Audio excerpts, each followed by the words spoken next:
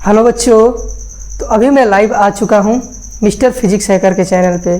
ठीक है बाबू, तो आज हम लोग जो पढ़ेंगे वो है क्लास 11th का मैकेनिकल प्रॉपर्टीज ऑफ सॉलिड।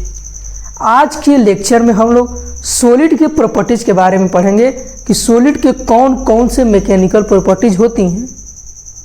इस चैप्टर में हम लोग बेसिकली सॉलिड के प्रॉपर्टीज के बारे में पढ़ेंगे कि किस तरह से सॉलिड हमारा बिहेवियर कर रहा है, अलग अलग कंडीशन में सॉलिड का बिहेवियर होगा। इस पूरे के होल चैप्टर में हम लोग केवल और केवल सॉलिड के प्रॉपर्टी के बारे में स्टडी करेंगे। ठीक है बाबू,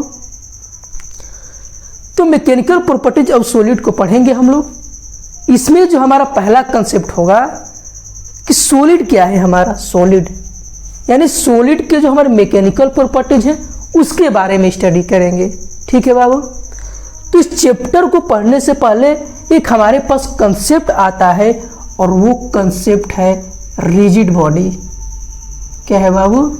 रिजिड बॉडी। इसको जरा समझते हैं कि रिजिड बॉडी क्या होता है। रिजिड बॉडी को समझते हैं। मान लेते हैं हमारे पास ये कोई ऑब्जेक्ट है, यानी कोई बॉडी है, और ये बॉडी कैसी है? सॉलिड बॉडी है। कैसी है बाबू? सॉलिड बॉडी है। ये जो हमारी बॉडी है कैसी है? सॉलिड बॉडी है। यानी रिजिड बॉडी ही क्या कहलाती है? सॉलिड बॉडी कहलाती है। अब हमारे पास ये कंसेप्ट उठता है कि कौन सी बॉडी को हम लोग सॉलिड बॉडी कहेंगे, आखिर उसकी क्या प्रॉपर्टी है, उस प्रॉपर्टी के आधार पर इसको कहा जाए कि हमारी प्रॉपर्टी, ये हमारी बॉडी क्या है? रिजिड बॉडी है। तो हम लोग क्या करते हैं कि इस बॉडी में हम मान लेते हैं इस बॉडी में दो पार्टिकल हैं, एक पार्टिकल ए है और एक पार्टिकल बी है। जैसे मान लेते हैं हमारे पास ये कोई बॉडी है, इस बॉडी में हम लोग दो पॉइंट लेते हैं, एक पॉइंट ए और एक पॉइंट बी। यही मान लेते हैं हमारे पास बॉडी है, ये हमारे पास पॉइंट ए है और ये पॉइंट बी है। ठीक है बाबू, अब इन दोनों को हम मिला देते हैं, पॉइंट को क्या करते हैं बाबू? मिला देते हैं। तो अगर ये बॉडी सॉलिड है, जैसे हम मान लेते हैं सॉलिड बॉडी ले लेते हैं और इसमें इसको हम लेते हैं पॉइंट ए, इसको पॉइंट ए और ये पॉइंट बी है। ठीक है बाबू, तो अगर हम इसको ऐसे स्ट्रेच करना चाहें या इसको कंप्रेस करना चाहें, क्या इन दोनों पार्टिकल के बीच का डिस्टेंस कम हो रहा है? हमारे पास ये पॉइंट ए है और ये पॉइंट बी है, इन दोनों के बीच का क्या डिस्टेंस को हम लोग स्ट्रेच कर पा रहे हैं? क्या इसको इलोंगेट कर पा रहे हैं? क्या इसको कंप्रेस कर पा रहे हैं? नहीं। तो रिजिड बॉडी हमारा क्या कहता है कि अगर कोई भी बॉडी हो और उस बॉडी के अंदर है हमारे पास दो पॉइंट है, तो अगर इसको कंप्रेस करे या इलोंगेट करे, यानी इनके दो जो हमारे कंस्टिट्यूएंट पार्टिकल हैं, इन दोनों पार्टिकल के बीच का डिस्टेंस वेरी नहीं करना चाहिए। यानी इन दोनों पार्टिकल के बीच का जो डिस्टेंस है वो डिक्रीज नहीं करेगा, यानी वो चेंज नहीं करेगा। वैसे बॉडी को हम लोग कहते हैं रिजिड बॉडी। यानी कि रिजिड बॉडी क्या कहलाता है? Solid body. यानी सॉलिड बॉडी होने का कंडीशन क्या है? यानी रिजिड बॉडी वही बॉडी कहलाएगी जब इन दोनों पार्टिकल, यानी जो ये दोनों कंस्टिट्यूएंट पार्टिकल हमने लिया, इन दोनों पार्टिकल के बीच का डिस्टेंस वेरी नहीं करे, वैसे बॉडी को हम लोग कहते हैं रिजिड बॉडी। ठीक है बाबू, तो इसका डिफिनेशन हम लोग क्या ले सकते हैं? The body in which the distance between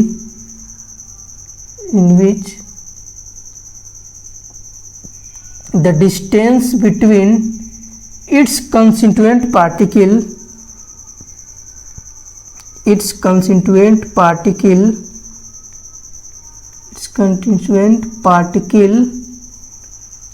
does not change.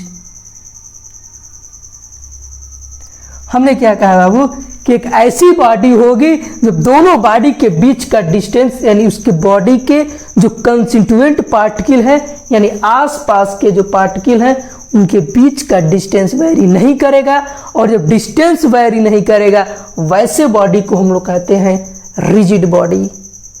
अब यहां से क्या एक कंसेप्ट समझ में आया, क्या ये बॉडी ट्रांसलेशनल मोशन कर रही है? जब हम इसे फोर्स लगा रहे हैं तो बॉडी ट्रांसलेशनल मोशन नहीं कर रही है। क्या पहला कंसेप्ट क्या कि इस बॉडी में जो रिजिड बॉडी है, इस बॉडी में नो ट्रांसलेशनल मोशन, यानी इसके बीच का जो है मोशन है उसमें ट्रांसलेशनल मोशन नहीं हो रहा है, यानी बॉडी अपने पोजीशन को चेंज नहीं कर रही है, यानी इन दोनों पार्टिकल के बीच का जो डिस्टेंस है वो क्या है, सेम है। यानी फोर्स लगाने के बाद न तो पार्टिकल डिस्प्लेस हो रही है और ना ही डिफॉर्म हो रही है, वैसे बॉडी को हम लोग कहते हैं रिजिड बॉडी। तो यह दूसरा कंसेप्ट क्या है, here no translational motion, here no translational motion, यानी कि रिजिड बॉडी के लिए यहाँ पे ट्रांसलेशनल मोशन नहीं होता है, यानी यहाँ पे कोई ट्रांसलेशनल मोशन नहीं होता है। ठीक है बाबू। अब जरा यहाँ से एक कंसेप्ट क्या है, जब हम लोग फोर्स लगा रहे हैं बॉडी पे तो क्या बॉडी के बीच का शेप और साइज चेंज हो रहा है? जरा ध्यान से समझिए, जब इन दोनों के बीच का डिस्टेंस वेरी नहीं कर रहा है तो क्या ऑब्जेक्ट के शेप और साइज चेंज हो सकता है?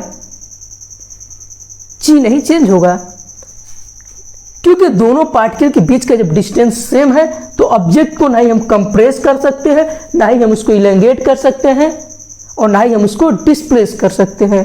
यानी यहां से क्या लिख सकते हैं, अगर यहाँ पे लिखना चाहें तो नो डिफॉर्मेशन, यानी यहाँ पे कोई डिफॉर्म नहीं होगा, नो डिफॉर्मेशन, यानी कि no change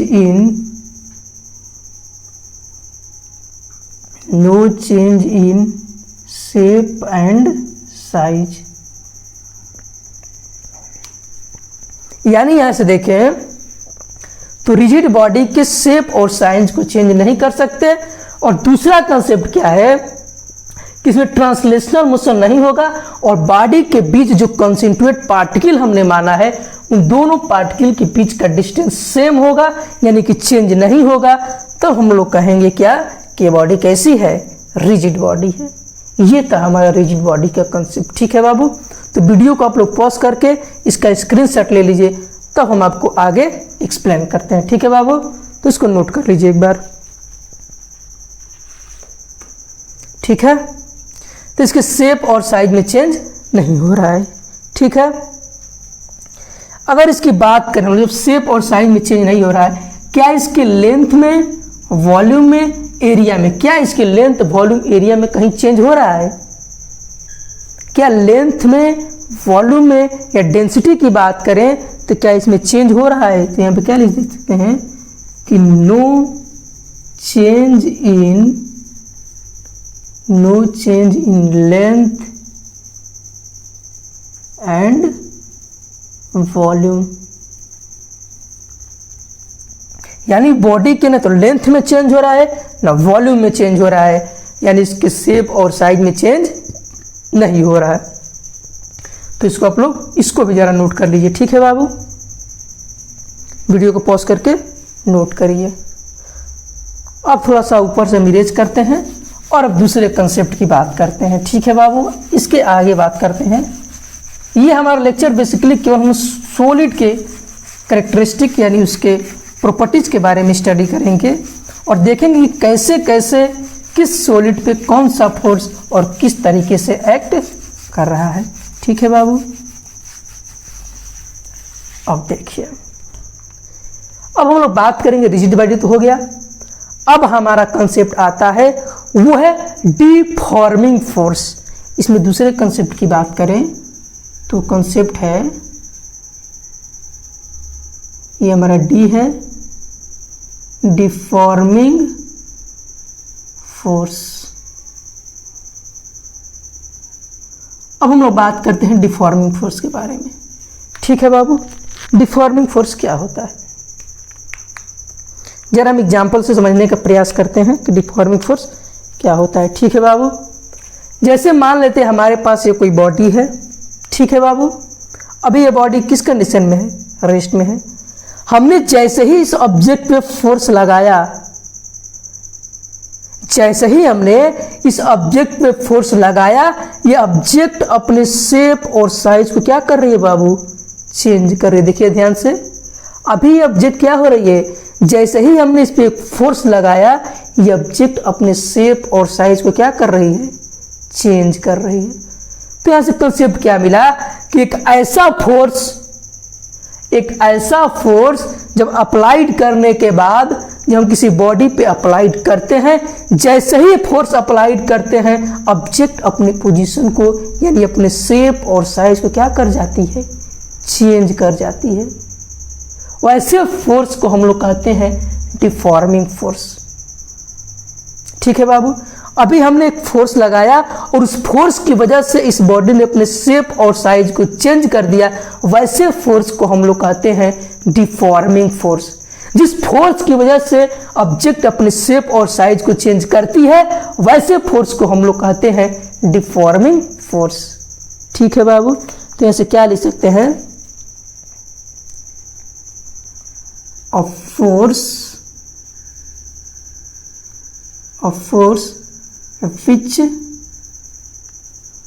force which applied on an object and due to which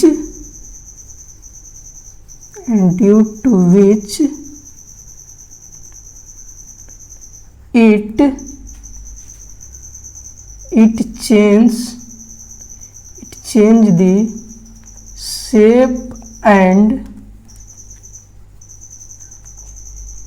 the shape and size of an object।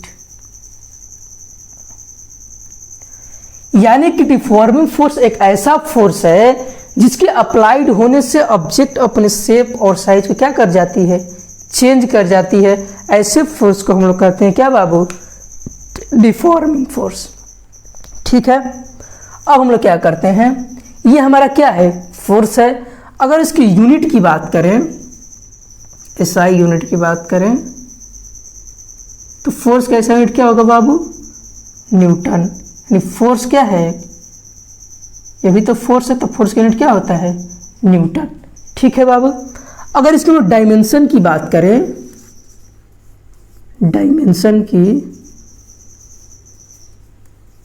तो डायमेंशन हमारा क्या होगा?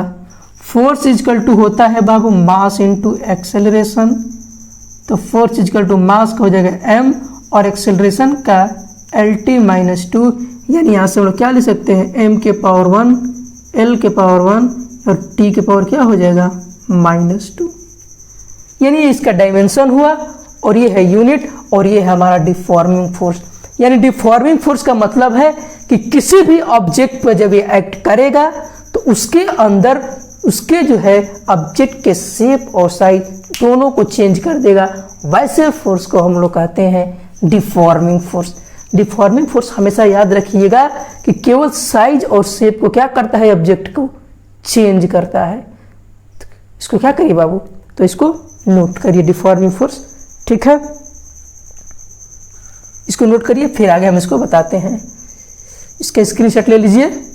ठीक है, और आप लोग रेगुलर हमारे नोट्स को बनाइए ताकि आपको नोट्स को रिवीजन करने में प्रॉब्लम ना हो। अगर आप नोट्स को रिवीजन करते रहेंगे तो आपको कंसेप्ट जो है आसानी से समझ में आएंगे, इसलिए नोट्स को बनवाया जाता है। ठीक है बाबू, तो आप लोग जरा ईमानदारी के साथ नोट्स को बनाइए। ठीक है, इसको नोट कर लीजिए। अब हम चलते हैं आगे।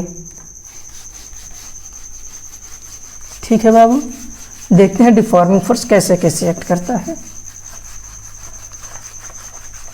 अब हम इसके कुछ आगे अगर बात करें, क्या अब यहां से बात करते हैं क्या कि हमारा डिफॉर्मिंग फोर्स है वो कैसे एक्ट करता है। ठीक है बाबू, किसी बॉडी पे डिफॉर्मिंग फोर्स किन किन तरीकों से एक्ट करता है। ठीक है बाबू, तो इसको जरा आप लोग लिखते हैं क्या, जरा एक फिगर समझिए पहले। जैसे हम मान लेते हैं हमारे पास ये कोई बॉडी है, ठीक है बाबू, ये हमारे पास कैसा है, रिजिड बॉडी है। क्या है, रिजिड बॉडी है।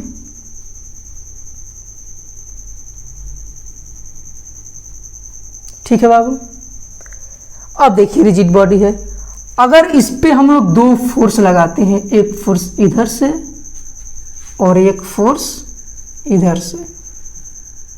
ठीक है बाबू, यानी कि दो फोर्स हम लगा रहे हैं इस रिजिड बॉडी पे, एक फोर्स इस डायरेक्शन में और एक फोर्स इस डायरेक्शन में। दोनों के मैग्नीट्यूड सेम है, यानी दोनों फोर्स का वैल्यू जो है, मैग्नीट्यूड जो है वो सेम है, लेकिन कैसा है, अपोजिट डायरेक्शन में है। मैग्नीट्यूड तो सेम है, लेकिन दोनों किस डायरेक्शन में है, अपोजिट डायरेक्शन में एक्ट कर रहे हैं।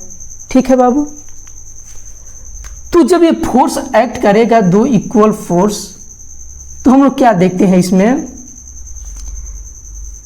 कि बॉडी जो है ये हमारा थोड़ा सा क्या हो जाती है बाबू, डिस्प्लेस हो जाती है। क्या हो जाती है, डिस्प्लेस हो जाती है इस तरीके से, यानी इधर फोर्स एफ ये और इधर फोर्स एफ ये। ठीक है बाबू, तो इस तरह से हमारा फोर्स एक्ट करता है। अगर यहाँ से हम लोग ऐसे देख लें, यानी ये हमारा क्या हो गया बाबू, यानी इससे कंसेप्ट से क्या समझ में आता है कि जब हम दोनों फोर्स को लगाए तो बीच में जो है बॉडी का थोड़ा सा तो डिस्प्लेसमेंट हुआ होगा, यानी इन दोनों का शेप थोड़ा सा क्या होगा, चेंज हो गया होगा, यानी इन दोनों के बीच भी क्या लग रहा होगा, रिस्टोरिंग फोर्स। क्या लग रहा होगा बाबू, फोर्स लग रहा होगा। तो इस तरह से डिफॉर्मिंग फोर्स एक्ट करता है। मतलब कंसेप्ट क्या है कि डिफॉर्मिंग फोर्स जो है वो ऑब्जेक्ट के शेप और साइज को केवल चेंज करने का काम करता है। ठीक है बाबू, तो इस तरह से हमारा डिफॉर्मिंग फोर्स क्या करता है, काम करता है। ठीक है बाबू, इसको जरा ध्यान से समझिए। ये तो हमारा रहा डिफॉर्मिंग फोर्स। अब हम लोग बात करते हैं हमारा कंसेप्ट क्या है, वो हमारा कंसेप्ट है इलास्टिक। क्या वो पढ़ेंगे अब हम लोग, इलास्टिसिटी पढ़ेंगे। क्या पढ़ेंगे हम लोग, इलास्टिसिटी। हमारा जो नेक्स्ट टॉपिक है वो है इलास्टिसिटी। चला समझते हैं इलास्टिसिटी क्या है। जरा एग्जाम्पल के थ्रू हम समझाने का आप लोग प्रयास करते हैं कि इलास्टिसिटी क्या है। ठीक है, जैसे अभी हमने एग्जाम्पल लिया था इस ऑब्जेक्ट का, बॉडी का। अब इलास्टिसिटी टर्म को समझते हैं कि इलास्टिसिटी क्या है। ठीक है बाबू, जरा ध्यान से समझिए। हमने इस बॉडी पे डिफॉर्मिंग फोर्स अप्लाई किया। ठीक है बाबू, देखिए अभी हम इस बॉडी पे डिफॉर्मिंग फोर्स अप्लाई कर रहे हैं, तो इस बॉडी के शेप और साइज में क्या हो रहा है, चेंज आ रहा है। लेकिन जैसे ही डिफॉर्मिंग फोर्स हटाया, ये बॉडी अपने जो एक्चुअल पोजीशन था, यानी एक्चुअल में जो इसका ओरिजिनल शेप और साइज था, उसको क्या कर ली, रीगेन कर ली। यानी कि जैसी थी वैसी हो गई, यानी अपने इनिशियल क्या हो गया, इनिशियल कंडीशन में आ गई। कब, डिफॉर्मिंग फोर्स हटाने के बाद। जैसे ही हमने ऑब्जेक्ट से डिफॉर्मिंग फोर्स को रिमूव किया, ऑब्जेक्ट अपने इनिशियल पॉइंट्स पे, यानी कि इनिशियल स्टेट में क्या हो गई, रीगेन हो गई।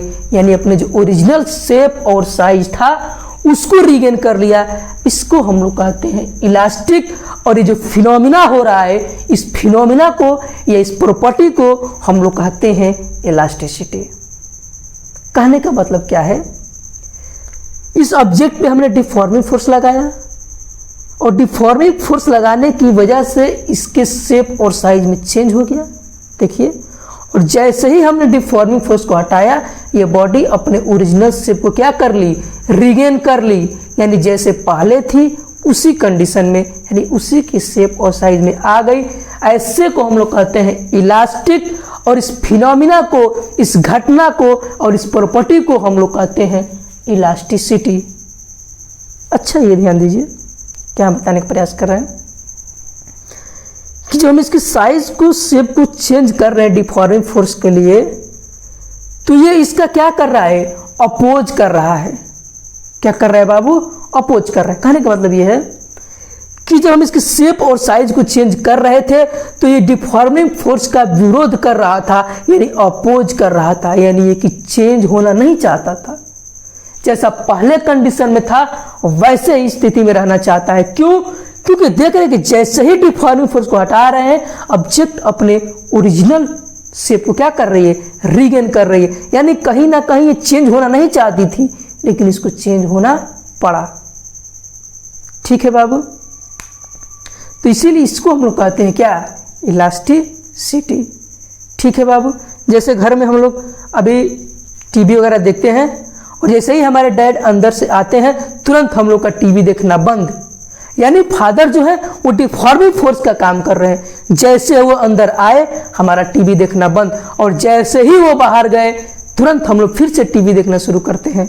यानी कि हम लोग जिस तरह पहले थे उसी कंडीशन में आ गए, यानी हम चेंज होना नहीं चाहते थे, लेकिन जैसे ही फादर की एंट्री होती है तुरंत हमारा टीवी देखना बंद, और जैसे ही फादर जाते हैं वैसे हम लोग टीवी देखना शुरू करते हैं। यानी कि हम लोग चेंज होना नहीं चाहते थे, यानी हम लोग टीवी देखना बंद नहीं करना चाहते थे, लेकिन मजबूरनवश हमें टीवी देखना बंद करना पड़ा। क्यों? क्योंकि जो हमारे फादर जो है वो डिफॉर्मिंग फोर्स का काम किया, और इसीलिए हमारा जो है ये इलास्टिसिटी है वो अपोज करता है, यानी कि चेंज को क्या करता है, वो अपोज करता है।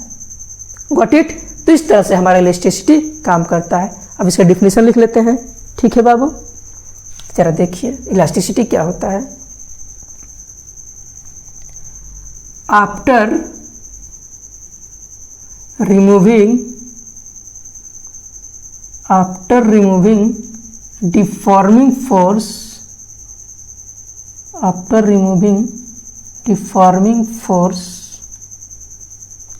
जब हम जैसे वो डिफॉर्मिंग फोर्स को रिमूव करते हैं, body regain its original shape and size। यानी जैसे ही हम लोग डिफॉर्मिंग फोर्स को हटाते हैं बॉडी अपने ओरिजिनल शेप और साइज में आ जाती है। ऐसे प्रॉपर्टी को हम लोग कहते हैं elasticity. Size are called elastic and this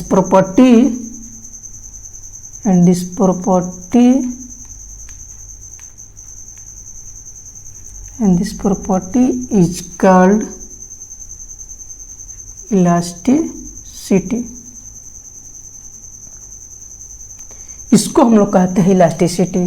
ठीक है बाबू, हमने दूसरा कंसेप्ट आपको बताया कि इलास्टिसिटी जो है अपने चेंज का क्या करती है, अपोज करती है। जैसे हमने एग्जांपल दिया कि जब हमारे फादर की एंट्री होती है रूम में, अभी हम लोग टीवी देख रहे होते हैं, ठीक है, जैसे ही हमारे बापू की एंट्री होती है तुरंत हमारा टीवी देखना बंद, और तुरंत हम लोग फटाफट से स्टडी में लग जाते हैं। और जैसे ही बापू बाहर जाते हैं तुरंत हम लोग क्या करना शुरू करते हैं, टीवी देखना शुरू करते हैं, पढ़ाई को छोड़ के।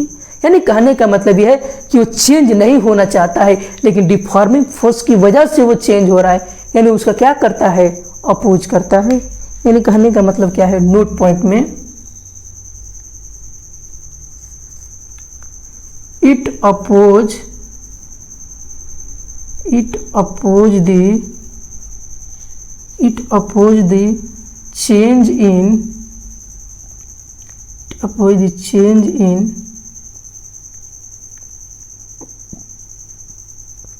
in shape and size of the body। यानी इलास्टिसिटी का एक ऐसा गुण है, यानी ऐसा प्रॉपर्टी है कि बॉडी के जो शेप और साइज में चेंज होता है उसका ये क्या करता है, विरोध करता है, यानी कि अपोज करता है। ठीक है बाबू, तो इसको आप लोग नोट करिए। ठीक है, अगर हम लोग एग्जाम्पल की बात कर रहे थे तो एग्जाम्पल की अगर हम बात करें तो ये हमारे पास, जैसे आप लोग रबर बैंड देखे होंगे, रबर को हम लोग खींचते हैं और खींच के जैसे ही हम लोग डिफॉर्मिंग फोर्स को हटाते हैं तुरंत अपने वो क्या करती है, रीगेन कर लेती है। तो एग्जाम्पल में क्या कर लिख सकते हैं, एग्जाम्पल स्ट्रेचिंग इन रबर बैंड, स्ट्रेचिंग इन रबर बैंड। ठीक है बाबू, तो इसको आप लोग नोट करिए। ठीक है, फटाफट से नोट करिए। हमारा इलास्टिसिटी क्या है, एक बार ध्यान से समझिए।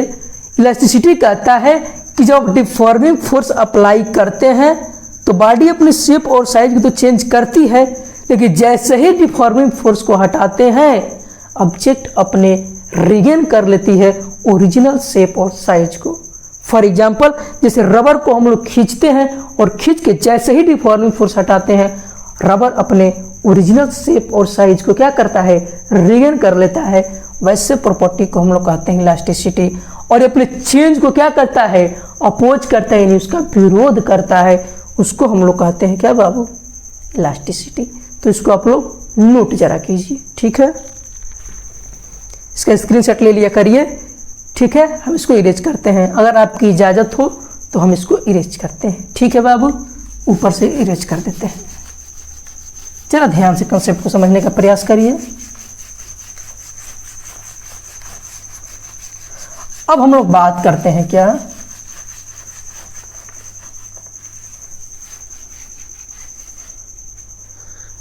हमारा जो नेक्स्ट टॉपिक है वो है परफेक्टली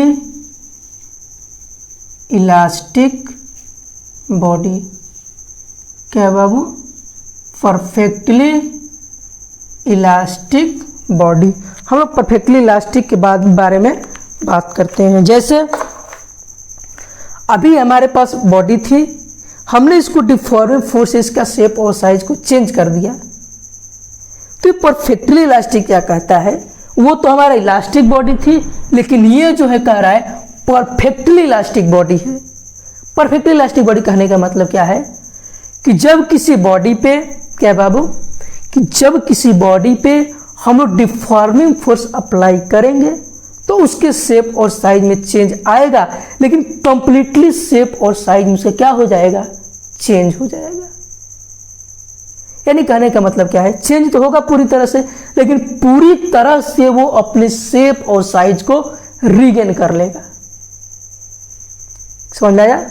एक बार और देखिए, हमने किसी बॉडी को खींचा, यानी उसके फोर्स लगा के उसके शेप और साइज को चेंज किया, लेकिन शेप और साइज को चेंज करने के बाद जब वो ऑब्जेक्ट यानी कि बॉडी पूरी तरह से, यानी कि कंप्लीटली एंड इमीडिएटली, यानी कि वो पूरी तरह से अपने ओरिजिनल शेप और साइज को रीगेन कर ले, वैसे बॉडी को हम लोग कहते हैं परफेक्टली इलास्टिक बॉडी। जो पूरी तरह से कंप्लीटली अपने शेप और साइज को रीगेन करती है उसको हम लोग कहते हैं परफेक्टली इलास्टिक बॉडी। ठीक है बाबू, यानी परफेक्टली इलास्टिक होने के लिए उस बॉडी को पूरी तरह से यानी कंप्लीटली अपने ओरिजिनल शेप और साइज को रीगेन करना होगा। इसको हम लोग कहते हैं perfectly elastic body. For example आप लोग देखते हैं, एक हमारा होता है फाइबर। क्या होता है बाबू, फाइबर। क्या होता है, फाइबर। उस फाइबर को हम लोग कहते हैं क्वार्ज। एक हमारा एग्जाम्पल होता है क्वार्ज फाइबर। क्वार्ज फाइबर के अंदर प्रॉपर्टी होती है कि वो पूरी तरह से परफेक्टली इलास्टिक बॉडी हो जाए, यानी कि उसका एग्जाम्पल जो है वो नियरेस्ट होता है, यानी नियरेस्ट अप्रोच कर देता है, उसको हम लोग कहते हैं वो फाइबर है। और फाइबर कौन सा है वो बाबू, उसको हम लोग कहते हैं क्वार्ज फाइबर। तो ये हमारा एग्जाम्पल था। अब इसका डिफिनेशन लिखते हैं क्या, अ बॉडी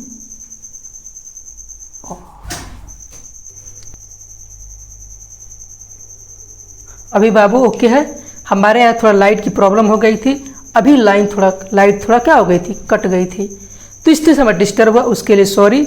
अब हम आगे देखते हैं, डिफिनीशन हम लोग देख रहे थे क्या, कि परफेक्टली इलास्टिक बॉडी वो बॉडी है जो पूरी तरह से अपने शेप और साइज को क्या कर लेती है बाबू, रीगेन कर लेती है डिफॉर्मिंग फोर्स रिमूव करने के बाद। तो क्या लिख सकते हैं क्या, a body which and immediately a body which completely and immediately regain its original shape and size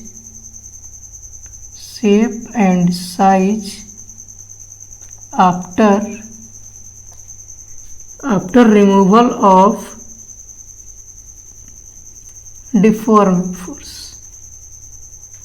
ठीक है बाबू, इसको नोट करते रहिए, removal of deforming force. Example हमने आपको क्या दिया, तो एग्जाम्पल में क्या लिखेंगे, the nearest approach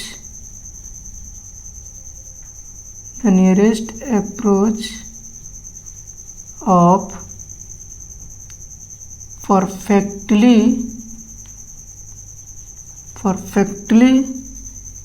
elastic body is quartz fiber। क्या बाबू, क्वार्ट्ज फाइबर।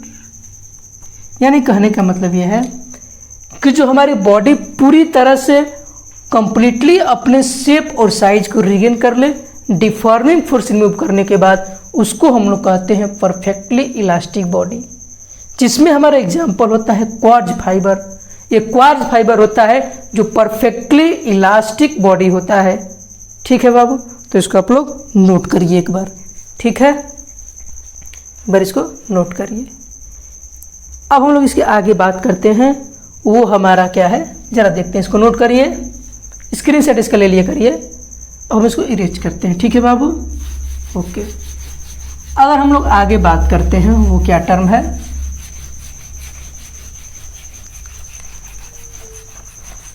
अब हम लोग बात करते हैं, और वो है हमारा प्लास्टिक बॉडी। क्या है बाबू, प्लास्टिक बॉडी। ठीक है, तो प्लास्टिक बॉडी को समझते हैं। प्लास्टिक बॉडी क्या है, जैसे हमारे पास ये एक बोतल ले लेते हैं अभी।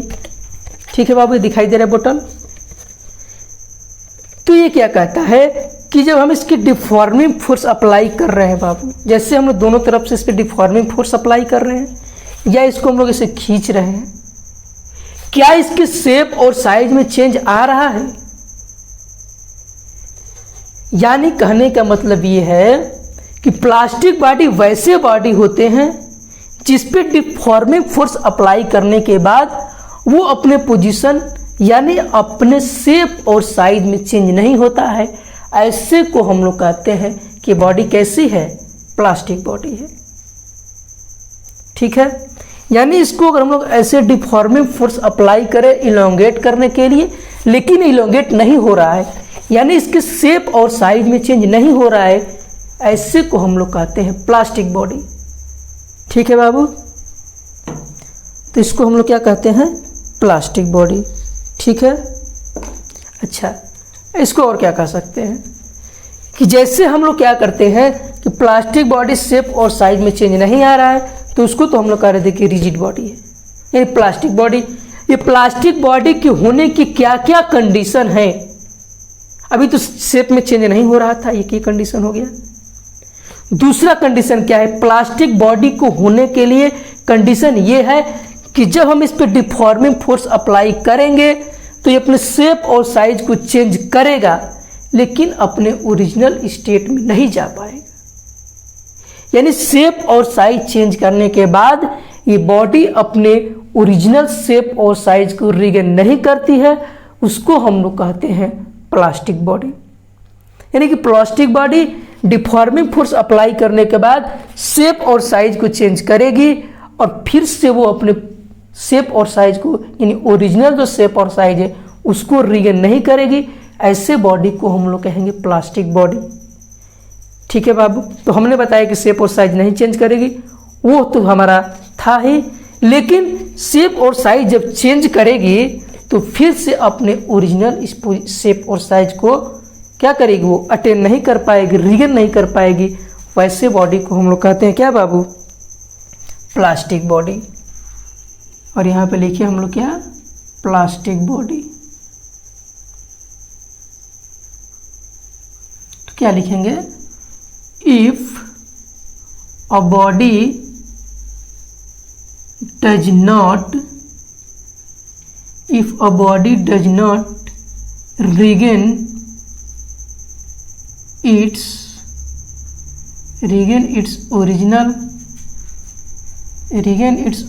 shape and size after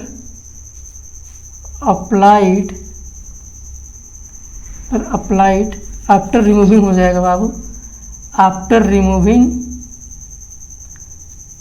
deforming force.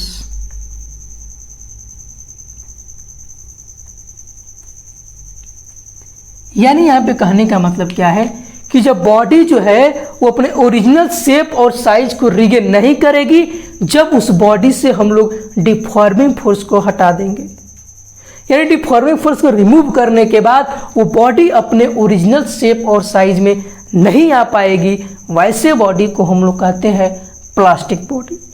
Sir example बताइए। तो एग्जाम्पल जो होता है बाबू, जैसे आप लोग आटा देखे हैं, आटे को जब ऐसे खींच के हम लोग यानी उसको इलंगेट करते हैं, यानी इसको रिलीज करते हैं, तो फिर से वो अपने ओरिजिनल शेप और साइज में नहीं आता है, वैसे बॉडी को हम लोग कहते हैं प्लास्टिक बॉडी। जैसे च्युइंगम होता है, उसको चबाते चबाते जब उसको इसे इलंगेट करते हैं तो फिर से वो ओरिजिनल शेप और साइज में नहीं आता है, तो वो होता है हमारा प्लास्टिक बॉडी। तो एग्जाम्पल में क्या लिख सकते हैं, एग्जाम्पल हमारा है, उसको हम लोग कहते हैं च्युइंगम। क्या बाबू, च्युइंगम। यानी कि प्लास्टिक बॉडी जो होता है उस पर डिफॉर्मिंग फोर्स तो अप्लाई किया, लेकिन उस शेप और साइज में नहीं आ पाया, फॉर एग्जाम्पल च्युइंगम होता है, ऐसे बॉडी को हम लोग कहते हैं प्लास्टिक बॉडी। अब हम बात कर लेते हैं इसी में परफेक्टली प्लास्टिक बॉडी। कैसा बाबू, परफेक्टली प्लास्टिक बॉडी।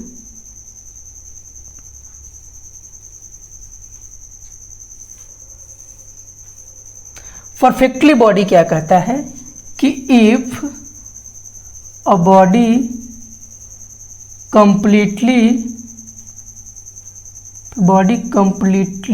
और completely and immediately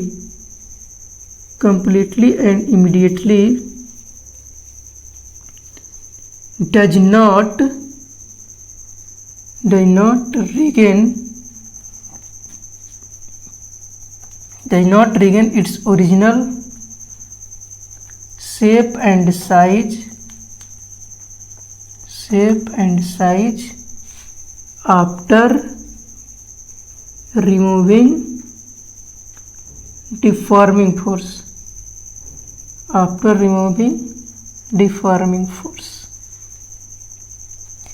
यानी परफेक्टली प्लास्टिक बॉडी क्या है कि जब बॉडी पूरी तरह से यानी कंप्लीटली वो अपने शेप और साइज को रिगेन नहीं कर पाती है, वैसे बॉडी को हम लोग कहते हैं डिफॉर्मिंग फोर्स। फॉर एग्जाम्पल, इसका एग्जाम्पल अगर हम नोट करें तो एग्जाम्पल की बात करें तो वो होता है एग्जाम्पल में फैक्स, जिसको हम लोग कहते हैं मोम।